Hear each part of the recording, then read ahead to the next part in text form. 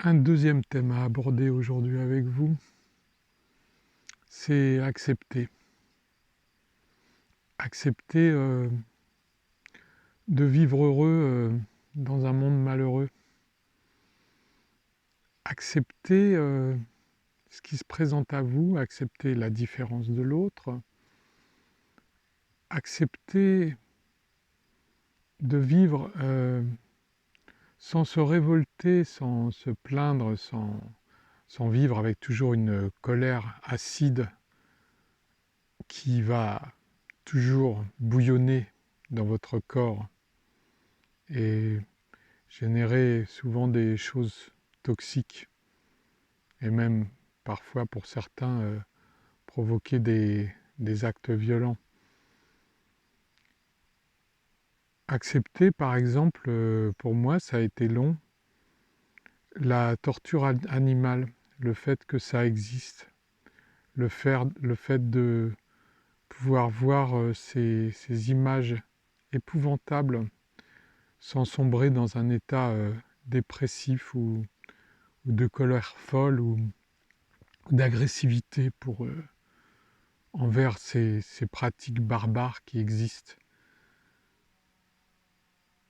Accepter par exemple que depuis 2-3 jours, je vous regardez peut-être pas toutes mes vidéos, parce que bon, ça prendrait beaucoup de temps, mais dans une des dernières que j'ai tournées, on entendait des coups de fusil et j'ai dit il faut bien que jeunesse se passe.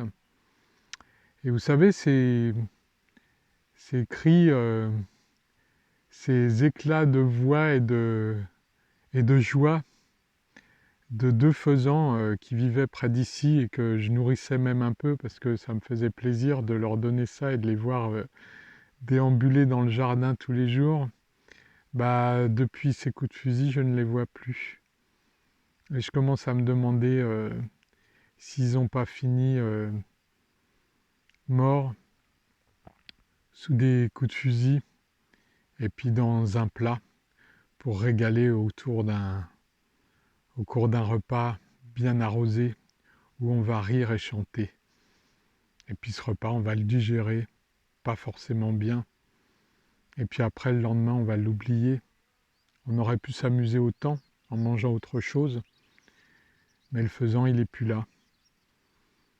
Accepter Big Pharma, accepter ces mesures aberrantes, accepter pour moi aujourd'hui, on m'a envoyé des petits messages pour me dire joyeuse fête des mères, pense à ta maman.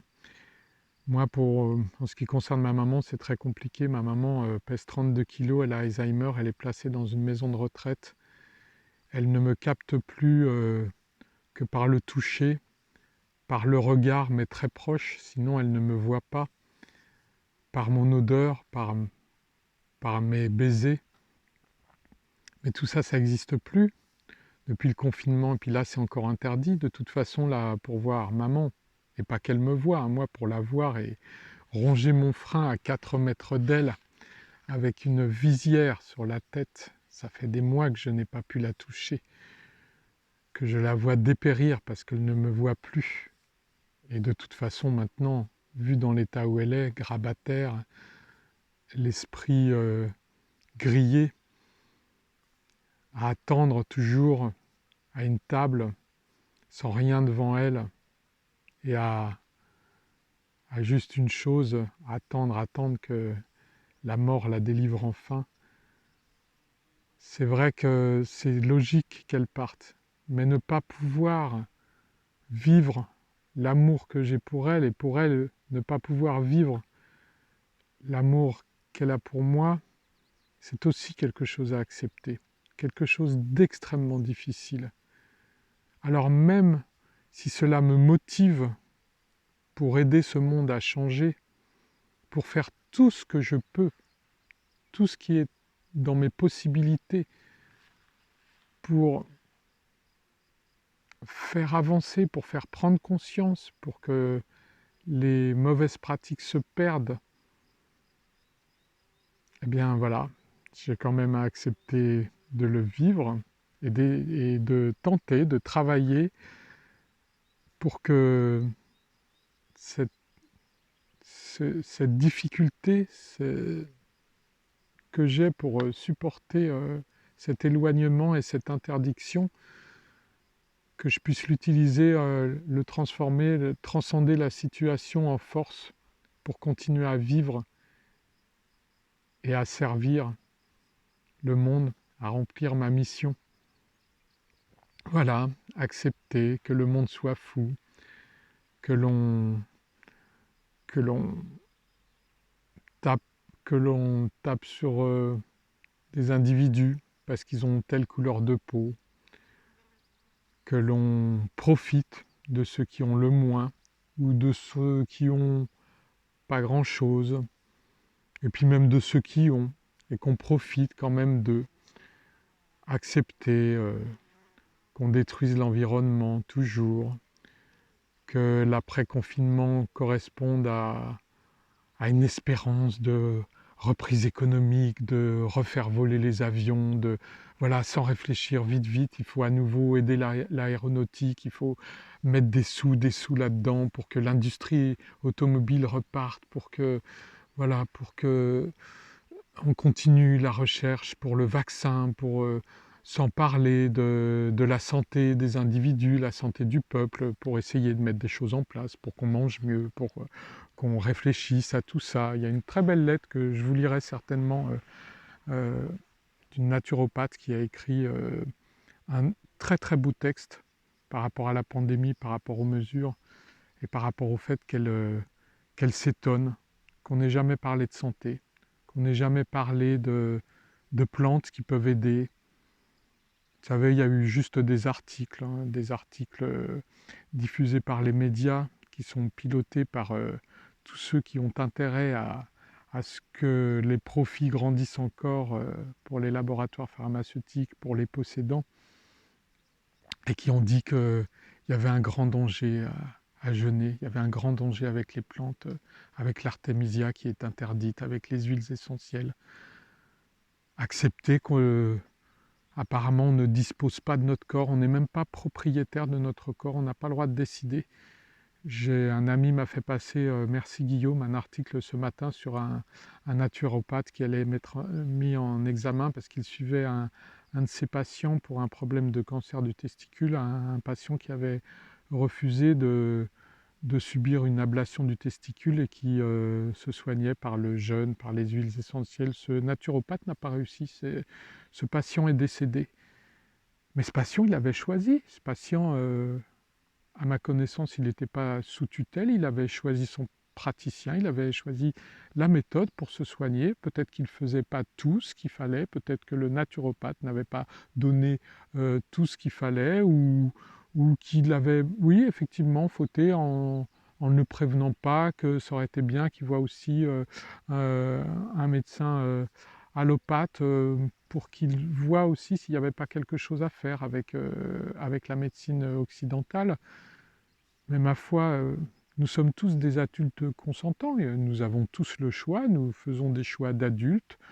euh, et après, voilà, est-ce qu'on met en tôle tous ces, tous ces businessmen qui incitent les gens à prendre des crédits revolving en sachant qu'ils vont courir à leur perte financière et qu'ils vont s'embourber dans une situation inextricable et généralement finir en surendettement, en dépression nerveuse, dans l'alcoolisme, dans... Ceux-là, on ne les emprisonne pas apparemment, hein. Est-ce qu'on emprisonne le médecin, le chirurgien, hein, parce qu'un de ses patients va décéder? Non, apparemment pas. Est-ce qu'on a mis en examen tous les gens des hôpitaux, les chefs de service, là où des personnes sont décédées du Covid-19? Non, apparemment pas. Non, les gens ont choisi. Moi, ce que je souhaite, c'est que chacun ait le choix pour se soigner comme il l'entend.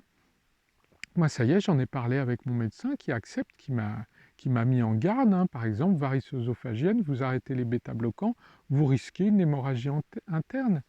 Eh bien, moi, je considère que je suis mon propre médecin aussi et que ce bêta-bloquant, je n'en veux plus parce que prendre un produit chimique, en plus c'est pas rien, un bêta-bloquant, hein, ça agit sur le système cardiaque, sur un tas de choses. Moi, je n'ai pas envie. Alors, de toute façon, je choisis mon risque. Je choisis mon risque d'hémorragie interne. Et puis, si ça se trouve, demain, je vais faire une hémorragie interne.